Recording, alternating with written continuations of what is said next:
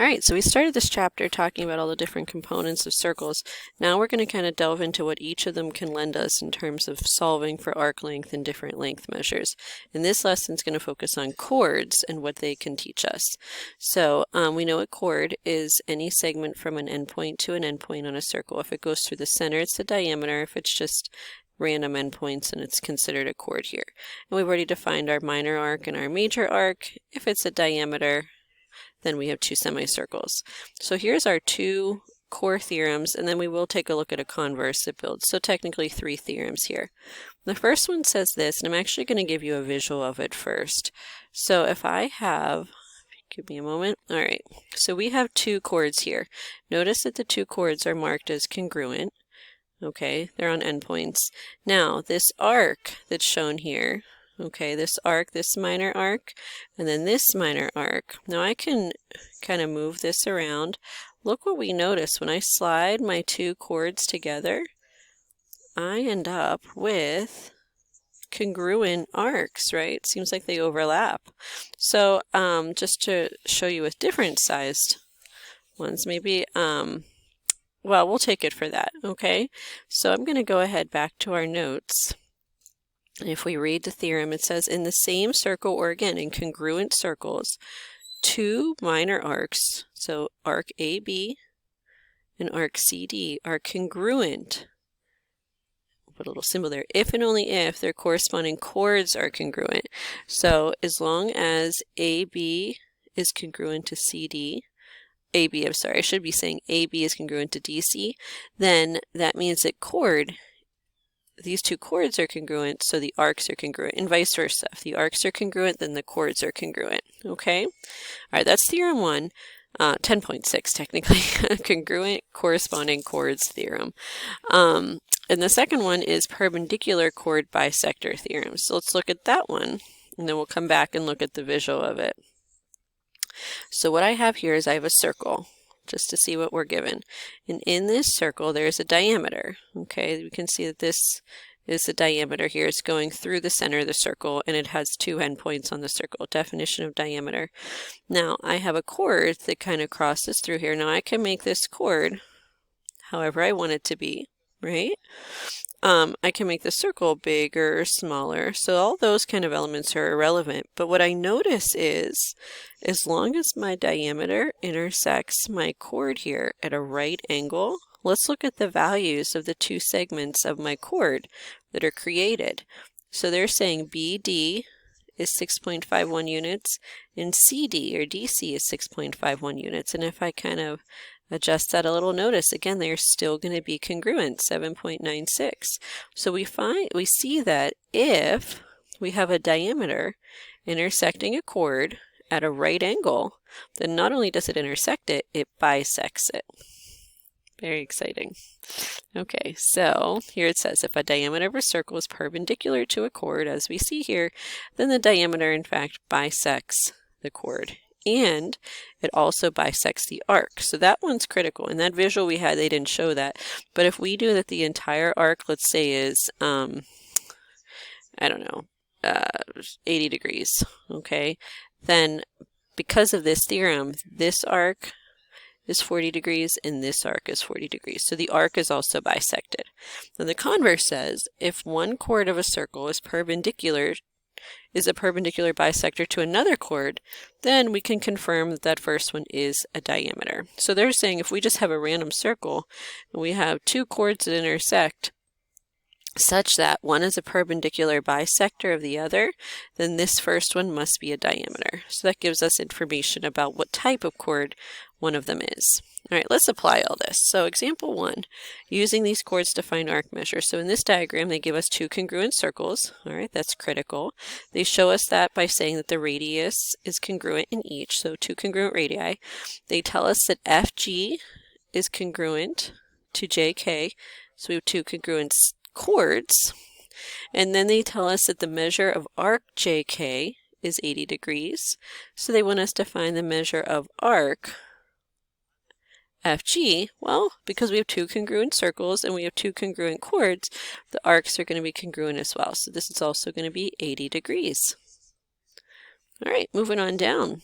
Let's apply that again. So here, this is the next theorem rather. So find the value of HK. So HK, because they tell us, well, they don't tell us this, but we can see that from the picture.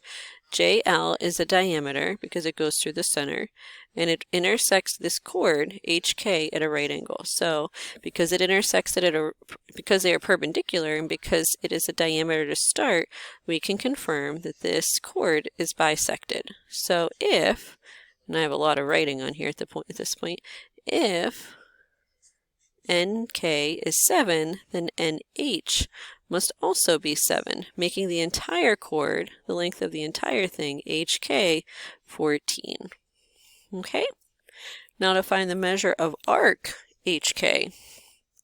So to find the measure of this entire arc here, well, because of that same theorem, we said not only is the chord bisected, but the arc is going to be bisected as well. So the two pieces of the arc are going to be congruent.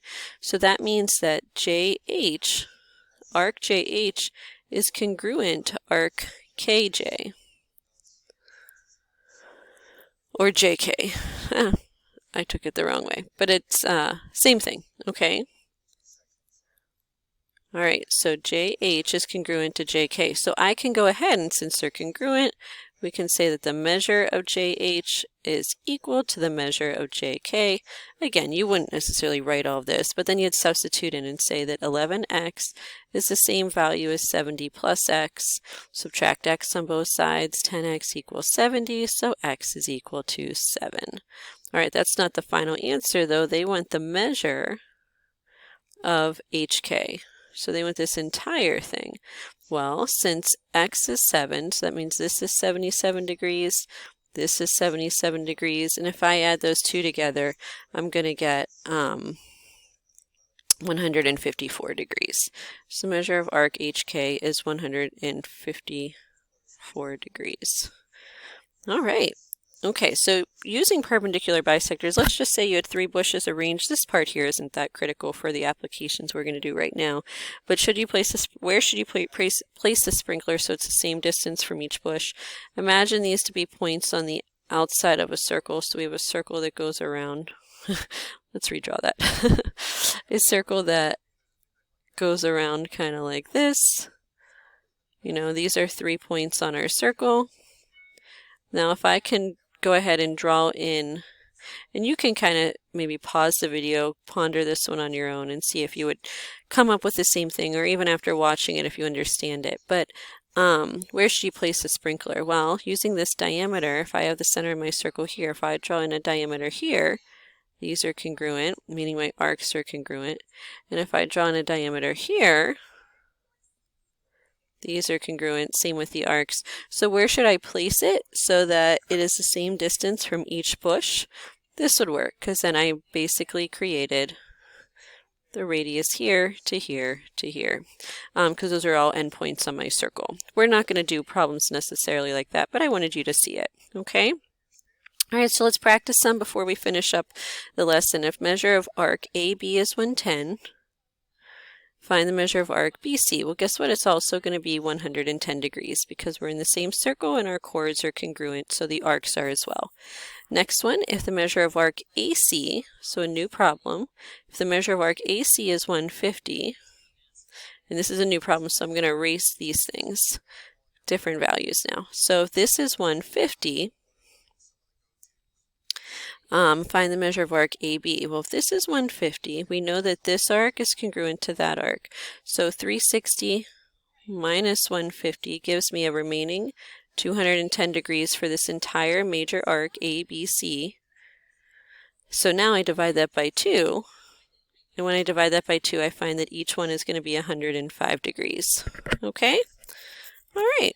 Because and you can look at that again, but this entire thing is 210, so just one of them is 105 and the other is 105, giving us that total of 210. All right, now for number 3, they tell us that CE, this is a chord, here's my diameter perpendicularly intersected, so this is bisected, so if this is 5, so CE is going to be a value of 10. And then the measure of arc CE is this entire thing. So I can say that 9x equals 80 minus x, just like we did above. Add x to both sides. They like making it nice and easy for us to compute so we can understand the concepts more than getting stuck in the algebra. If x equals 10, then I can fill in that 9 times 8 is 72 degrees. For this arc, that means this is also 72, a total of 144 degrees. All right? All right, so that's a little practice of those theorems. Let's apply this very last bit, the equidistant chords theorem. So it says, again, in the same circle or congruent circles, two chords are congruent. So here, they're not giving us any info about the arc. They're just giving us two random chords. Now, these two chords are going to be congruent if and only if they're equidistant. As long as they're the same distance away from the center, then they're going to be congruent chords. And if we think about it, if we had a chord like over here, this one's going to be a lot, if I draw that in a different color. If I had a chord right here, which obviously is smaller than AB, this distance here is longer than that one, and that's going to have an impact. The further away it is, the smaller the chord gets. So only if they are the same distance away are we going to find that we have congruent chords. All right, so let's apply that for these last two problems. And again, I'd encourage you to try it, like listen to it, maybe pause it, see what you would do, and then try it on your own, or at least watch what I do and see if you can recreate it. So here they're giving us a bunch of stuff. QR, this chord, whoops, is equal to the length of ST, this chord, which are both 16, okay? They tell us that CU is equal to 2x, that's marked. They tell us that CV is equal to 5x minus 9, that's marked. They want us to find the radius. So really what they want us to find is how long this is, the radius, CW, and that's really the only radius they've drawn. Now we can always draw in our own radius. You could draw this radius, that radius, anywhere on this circle, and draw any radius you want. But let's see what we can figure out first. All right. So we see here that the whole thing is 16, so I'm going to take it in pieces.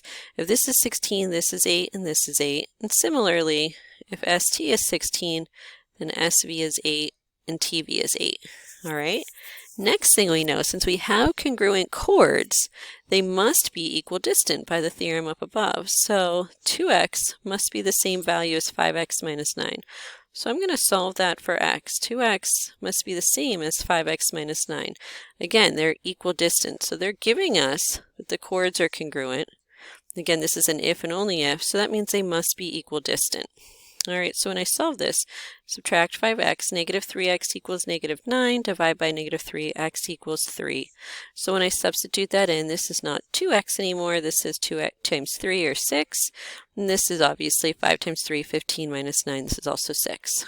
All right, so we're getting there, but they want us to figure out the value of the radius.